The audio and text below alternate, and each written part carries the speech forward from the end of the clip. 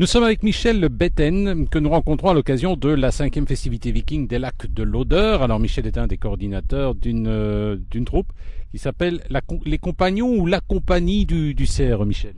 Alors c'est les Compagnons du Cerf, la distinction est subtile, mais en fait c'est parce que nous avons une sorte, à la différence des autres périodes du Moyen-Âge où tout était vraiment presque avec une hiérarchie militaire, puisque vous aviez les chevaliers, les seigneurs, etc.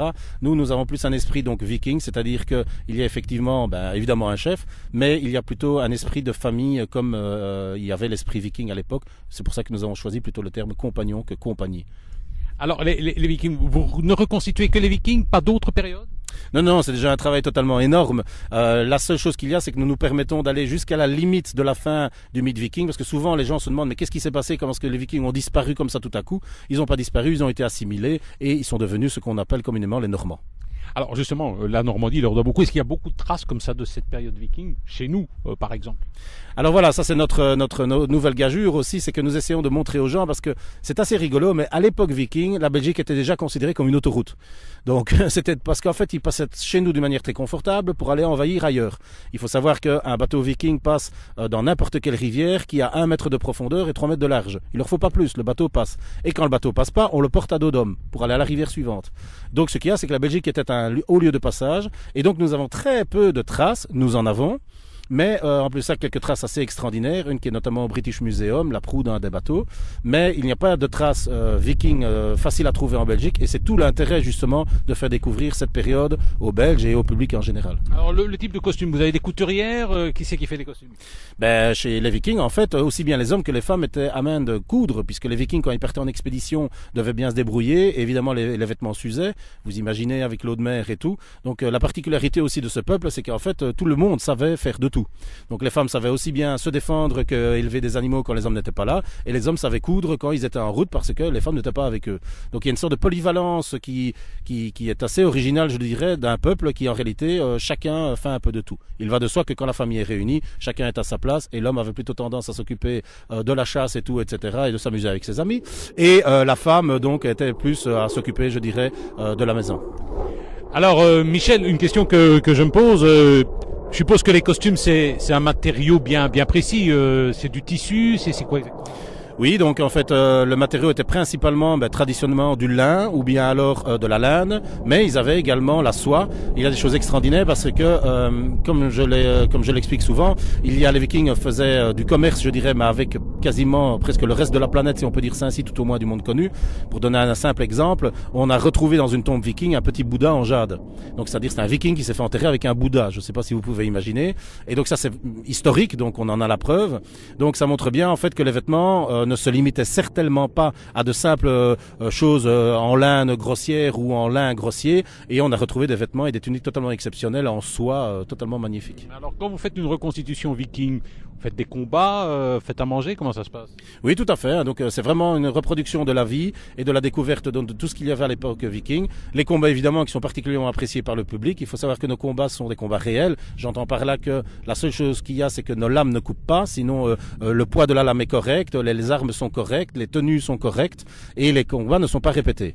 Donc et alors il y a tout le reste des animations, tout ce qui est culinaire est également dans la mesure du possible évidemment le plus proche possible de ce qui est historique et de nos connaissances évidemment. Comme je vous dis, c'est très compliqué puisque nous n'avons pas les renseignements que d'autres périodes du Moyen-Âge nous ont apportés. Il y a eu beaucoup de publications, beaucoup d'études sur la période viking.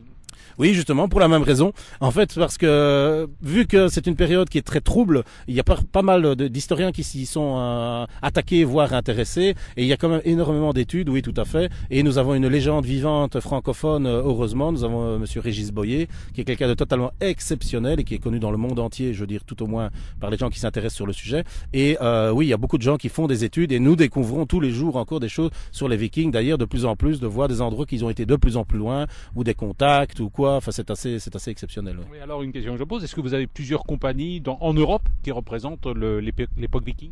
Oui, tout à fait. Il va de soi que les compagnies les plus pointues, comme par hasard, se situent en Suède, Norvège et autres, Danemark. Mais nous avons des compagnies françaises. D'ailleurs, nous en avons ici, qui viendront le week-end, les Vestfold. Il y a d'autres compagnies en fait qui sont passionnées par cette période. Mais principalement, effectivement, c'est plutôt la France ou les pays nordiques. L'Angleterre, évidemment, est utile de le préciser, puisqu'il y a eu le Danelaw pendant des années. L'Angleterre a appartenu tout simplement aux Vikings, en toute modestie. Et donc voilà. En Allemagne aussi, c'est fort apprécié. Et quand vous allez évidemment plus dans le sud, ça commence à devenir beaucoup plus subtil, puisque l'Espagne, l'Italie n'ont été que parcourus par les Vikings. Est-ce qu'il reste encore finalement quelque chose de cette période viking? Dans le temps, ça se situe à peu près à quelle période?